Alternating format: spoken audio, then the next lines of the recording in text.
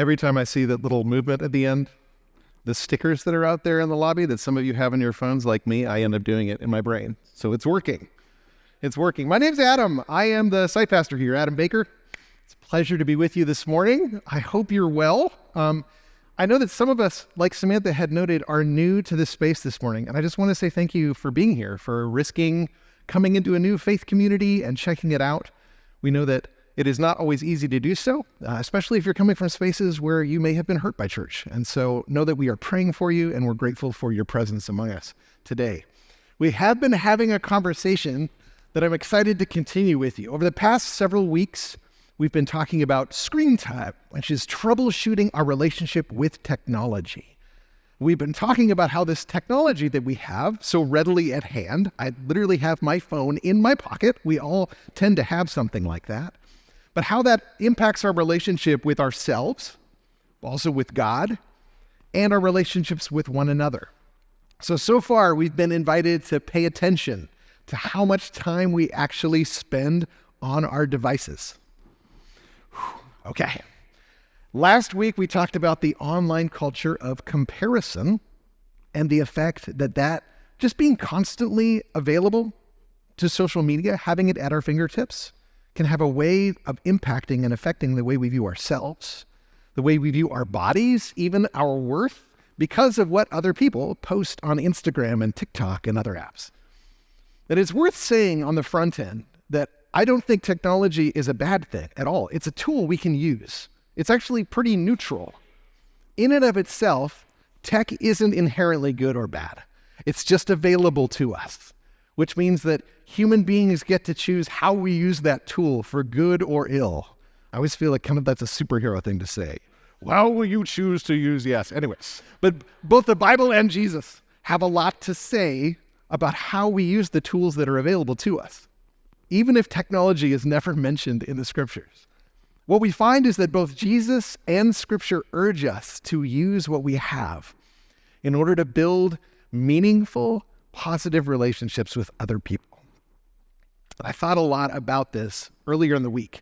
I was in Raleigh, North Carolina for a conference for pastors and artists and faith leaders, many of whom had been kicked out of their conservative evangelical churches because they chose to openly affirm and welcome LGBTQ people.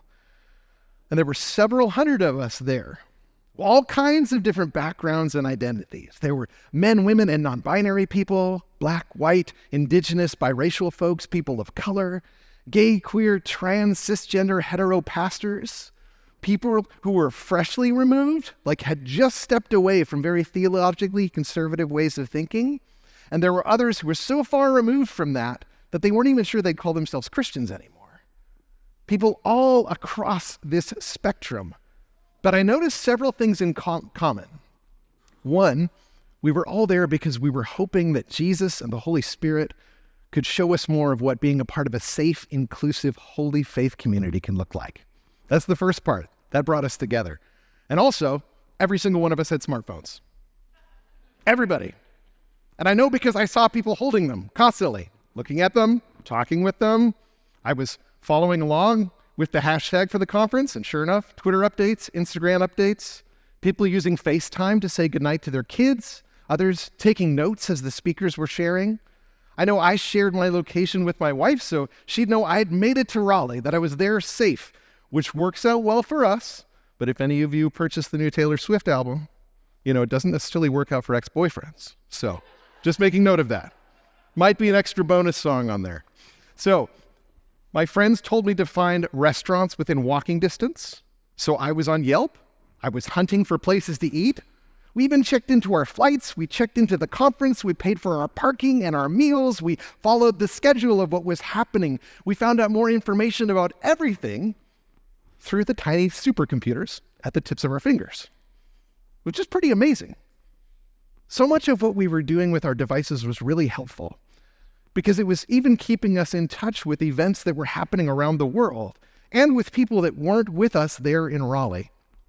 But I did go to sleep every night thinking about how often I had mine in my hand, how often everybody else had theirs in theirs. We all had them. We're all using them. We were all so connected to a world of information, but was that technology helping or hindering us in building actual relationships with one another right there, like face to face in the moment. We were hyper-connected in a big way with all of our technology, but was that making it harder for us to actually see and hear those people who were just with us? And I think really that's the question at the heart of my sermon today. We are using technology to help us connect with one another, and that's a good thing. Not just out there, but on social media around the world, but are we doing it also with right here and face to face? Is it actually helping us to see one another and build trust with one another in the present moment? Is this tech empowering us to real, vulnerable relationships with people who are right in front of us? Or is it making it harder?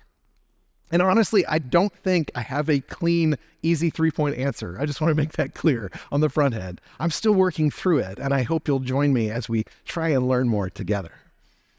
Now, one of my favorite Easter stories happens after Jesus has died. He's been buried in the tomb, and 2 of Christ's disciples decide that things are just getting weird, and so they're going to leave.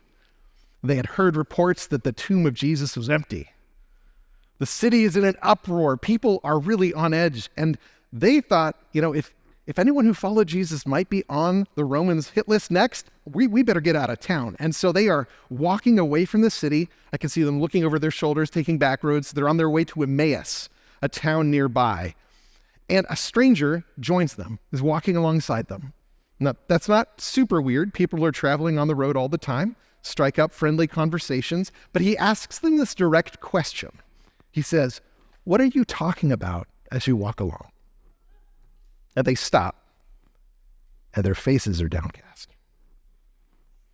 Now, the disciples don't know the man who's walking with them. He wasn't recognizable, at least at the time. But still, his question hits home for them. It shows in their faces. Because what has happened is that their rabbi, their religious leader, their friend, had just been executed by the Romans. Jesus had just been killed. And that means that everything they had been taught by him, all of the hope they had of something new, that all seemed like it was up in the air, or it was gone entirely. They couldn't make sense of where they were going now that the one who had given them direction was gone. And I think some of the pastors at the conference that I was at felt this same way, sort of lost or unsure, wondering what comes next when what they'd understood had fallen apart.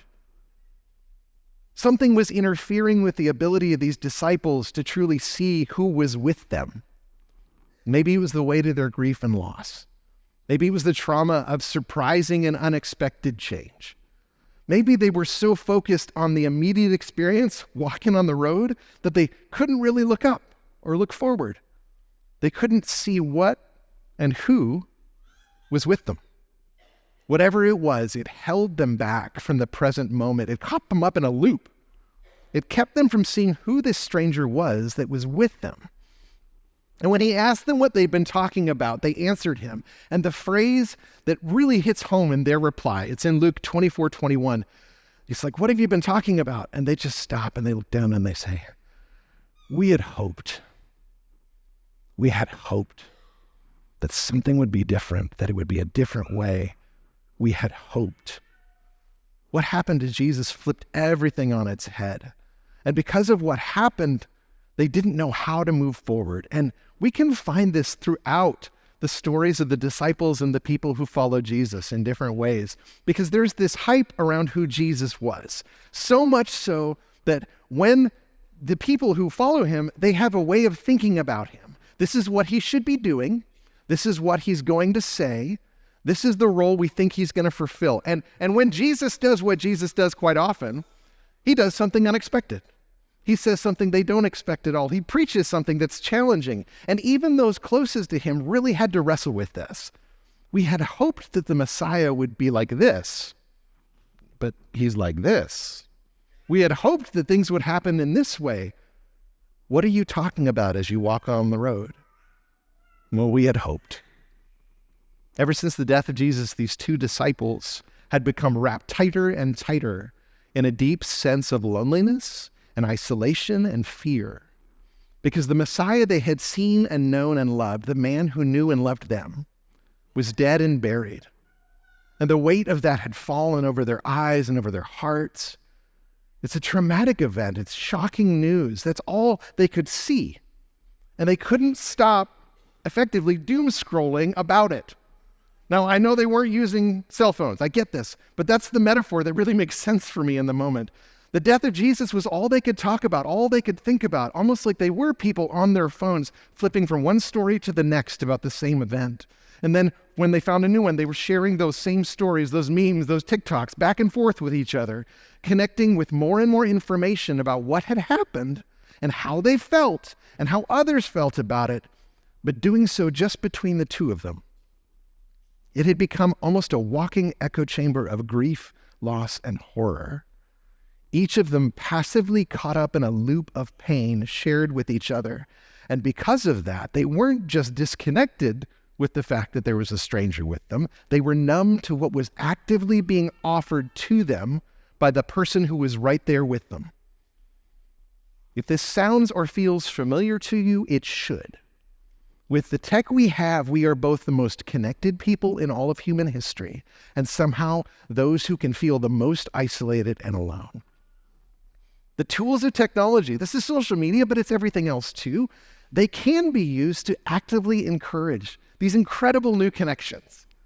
But the pervasive question is whether or not that connection carries us into being able to actively see and engage with the human beings that are right in front of us. Now, when we're going through something, when technology can be this really incredible tool of active connectedness, because you can say, and I've done this, man, I am experiencing this thing. It is really hard. And others empathize with you quickly. Maybe they even put together a meal train for you, or they send you flowers. Tech helps us to actively engage with one another, and when it does that, it's really helpful. It brings us together in times of human need, celebration, loss. Tech can help us to hear and to receive and to empathize with each other, and it can move us beyond passive online engagement into active connection. And when that happens, it can really impact people. But when we're passive in our tech use, and I'm talking just being in the mode of scrolling, receiving, liking, do it again and again, but we never actually take a step beyond that into further connection, it can actually become far more about the event or the experience that we're talking about than actively connecting with another human being. We can get caught up in what I call looping. We scroll through the experience. We share the experience online with others. We shift to a new experience. We do the same thing, and we get caught up in doing that. But a loop is something that feeds into itself. Passive engagement can actually lead us away from connecting with other people. And we see a version of this again with the disciples on the road. They are caught up in the news of the moment. They're talking in a loop with one another about the death of Jesus and the death of their ideas, their understandings. And although they were able, when a stranger asks them, hey, what's happening? They were essentially like, I'm going to click and share with you. Here you go. This is what's happened. You can catch up. They were so caught up in the content that they didn't recognize the person that they were sharing it with. And here's a hint. They really should have known who this person was. This is like a person who knows them really well too. The promise of technology was to bring us closer together. But when it's used passively, loneliness can be one of the results. And even further, when it's used actively but in a dehumanizing way, real life divisions can result. Studies show that over time it becomes far easier online to forget that people that we're talking with, whose posts we're commenting on, the ones we're subtweeting, it becomes all too easy to forget that they are in fact someone like us, someone who's complex, whose ideas change, who's nuanced, a human being that learns and grows and deserves patience and kindness. On a screen, it becomes far too easy to reduce people to an idea that we need to battle or an ideology that we need to tear apart and destroy. This is active online engagement, but it's in a negative way, rather than the active kind of interactions I described earlier, where we're loving and helping others. Again, we choose how we use any tool, right? Including technology. And Twitter and Reddit are just full of this. but it's present wherever people gather together online, in their loneliness or their fear or a desire to feel connected with other people. Because what that often ends up meaning is that they're trying to figure out ways to get others to affirm and respond to them. Now, you might be familiar with the term keyboard warriors or online trolls. It basically means people who say things online that they'd never dare to say in person. A metal band that I listen to describes this as like you're having trash can hands. And I thought that was really pretty potent. When we refuse to remember that every person we engage with online is someone with a story, someone with a history, we may be tempted to say things that deny other people's humanity. That's the horrible irony, isn't it? We gather in online spaces to connect with other people, but sometimes the anonymity that's afforded by technology actually leads us to become willing to be terrible to other people. And what we're seeing around us, we can all testify to this. Dehumanizing language online, mistreating others online, it doesn't just stay online. It can all too easily spill over into real life, in person, also into how we decide to treat other people in the laws we pass, the decisions we make. So what's the invitation here? Because there is one. We've talked about how passively engaging technology and online content can lead us into looping, makes it difficult to see opportunities for real-life connection, even if it's right in front of us. We've talked about how online engagement can shape how we actively treat other people in real life, and how sometimes, if we're not careful, that can be dehumanizing and harmful. But so again, what's the invitation? If we've learned how we can use the tool of tech for ill, how do we use it for good? How do we use it for good? And I think the key is found in a Greek word that shows up in 100 different ways in the New Testament. Alelon is Greek for one another. And it's an invitation to see and to hear and to approach the other people around us in a way that truly interacts with them. In the Gospel of John, Jesus says this to his disciples, "I give you a new commandment. Love each other, just as I have loved you, so that you must love each other. This is how everyone is going to know that you are my disciples, when you love each other." How we treat each other in relationships is based on Christ's own love for us. If we're people who call ourselves Christians or Christ followers, being aware of elelon, being aware of one another, it's what Jesus tells us that we need to do in order that others can know that God's love is real. How we treat others reflects on everything that we claim is important.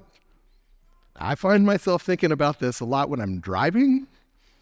Just going to be honest with you, both for passive and active reasons. Passively, because I have stickers for the gathering all over my car. You know where this is going. If I act petty or nasty toward people on the road, those stickers, this Christian community that we're a part of, it doesn't become synonymous with the loving God. Instead, they become symbols that remind other drivers of some petty, grumpy, nasty driver, which is bad news. Now, actively, if I choose to treat people in a nasty and mean-spirited way, use your imagination, my behaviors show other people what someone associated with Jesus looks like. That's hard because I get it. We all get hungry, we all get tired, we all get grumpy sometimes, but still, this is Jesus' commandment. Love one another, because this is how everyone will know that I love you. The same thing holds true when we interact with people online and through our technology, because technology it holds this beautiful potential to foster new ways of being able to communicate with one another and love one another. We can send support online with people who are in need. We can build community with people that we never would have met in real life. The Greek word alelon is at the heart of Christ's invitation to us when it comes to technology or online engagement or social media and our day-to-day life in person with other people. In all of these things, we're invited by the love of God to love one another. To remember that any person we interact with in online spaces is another person who, just like us, is loved by God. And this is the case whether or not they choose to acknowledge the same thing about you. Now, I'm not going to leave you hanging with the story of the disciples on the road. Some of you may have guessed. Did they recognize this man who started walking with them? If so, who was he? They did finally recognize him, but it was only when they finally stopped walking and he joined them for a meal and he cooked them bread over the fire. And at that point, it was like they were seeing him for the first time. They remembered the person he was. They remembered the history and the story that they shared with him. They had been caught up in the loop of sorrow about the death of Jesus. And yet here was Jesus, alive again. He'd been walking with them the whole time. And Jesus had been actively trying to get them to see who he was, but they were caught up in a loop, a pesky loop that kept them blind at the moment. They couldn't see until they chose to actively engage with him, and what that looked like was reaching across the fire for the bread that he had made for them. And that's the invitation that you and I are offered by Jesus, whether it's online or in person. Love one another. Remember one another's humanity. Using the tool of technology to show kindness and care to other people in ways that make a real, actual difference in their lives. And do what Jesus did in this story whenever you can. Ask other people questions. Listen to them. And try and eat and drink with them. That's what Jesus did with the disciples. And they finally saw him for who he really was. And after they recognized him, they headed back to Jerusalem, letting everyone know that he was alive and they'd seen him. I'm going to invite the band to come forward and continue to lead us in worships. But friends, I want to remind you deeply that you are loved by God. We've been invited to share a meal together, bread and wine at God's table, to look one another in the eye, to remember that each of us is known and loved by God. And I don't want you to just passively scroll by this invitation this morning. Instead, let's prepare ourselves to approach the table, because there is a feast here of God's love and connection, and it waits for us.